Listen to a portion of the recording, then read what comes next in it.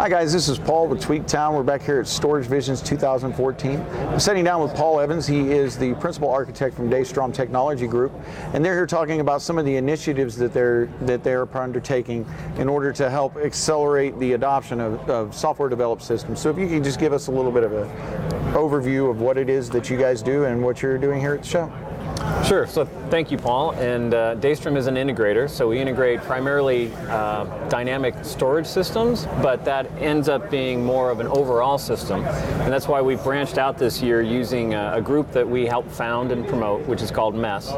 So MESS is a meetup group every month, and the idea is to bring together the best ideas from media and the best ideas from science so that those can cross-pollinate and help each other to solve their data challenges. Now, classically, we've built static systems for years and years, and you build a static system, it does one thing, and then want to do something a little bit different, and then you end up building a different system, and then a different system. You end up with all these silos, bad utilization, high cost. It's not a great recipe. Absolutely. So recently, we've shifted over to using dynamic system configuration, software-defined systems, and so the group's been focused on that for the past few months, and now we've focused 2014 even further on just how do you build dynamic systems or a software-defined system so that I can take an application and let the application make the request into the infrastructure and say, look, I got to process this huge bucket of data. This is going to require this and this and this, and I'm going to need that and I'm going to need that. So, hey, can I have those resources, Mr. Infrastructure? So we've built a system so that a workflow controller can put all those different steps and those applications into a container, then execute that container. Before it does so, it checks with the infrastructure to see if it's got it. If it's not, then the intelligent infrastructure could build that for it. That's really useful if you're doing different kinds of processing, like HD. We're probably shooting in HD. So it's not that big of a file anymore. You could do a lot of HD in a scale-out mechanism, right? Correct. But if we were doing 4K is a bigger problem. That's like a scale-up problem. It'd be great if we had an infrastructure that wasn't built like silos, but I had an infrastructure that could go out, it could go up, it could go in any dimension I need, whether I'm doing media, whether I'm doing scientific data. These things require different workloads. We need to be able to adjust to that. And so that's what we're focused on. And we're adding a new group. And so that's why we're here at this show, which is to announce SDSys.org. So SDSys is about software-defined systems. We're going to run 4 different workshops this year.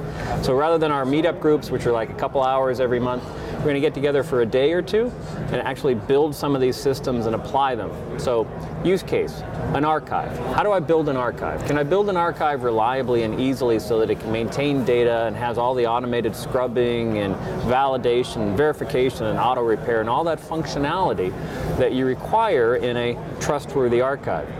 So when we mapped it out against a software-defined system, it's actually quite easy. The system has all of those functions already built in for the most part. All you have to do is sort of create the definition within the workflow, run the workflow, and now you have an archive.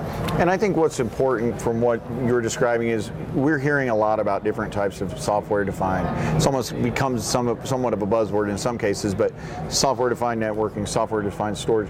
This is more of a holistic approach that takes the entire ecosystem and allows you to provision it in a pretty simple, easy manner. I mean, that should lessen the load for IT managers, correct? It lowers the load of IT managers, and it changes the conversation you get to have with the end user, the customer that's trying to get something done.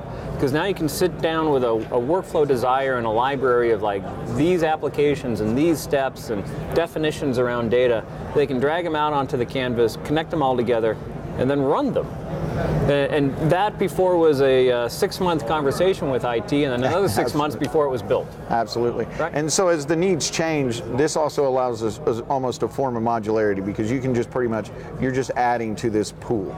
Correct, because most of these are all speaking standard protocols. What we're trying to change and advance is the fact that the infrastructure is now becoming quite automated. Things like OpenStack and VMware allow for that infrastructure level communication. But we're still lacking some skills when data sets need to define themselves, or when the applications need to make requests into the infrastructure. That's a gap. We want to change that. Well, that's excellent. It sounds like a promising technology moving forward, and we will be very interested to follow your progress in the years to come. Well, thank you, Paul. Thank you.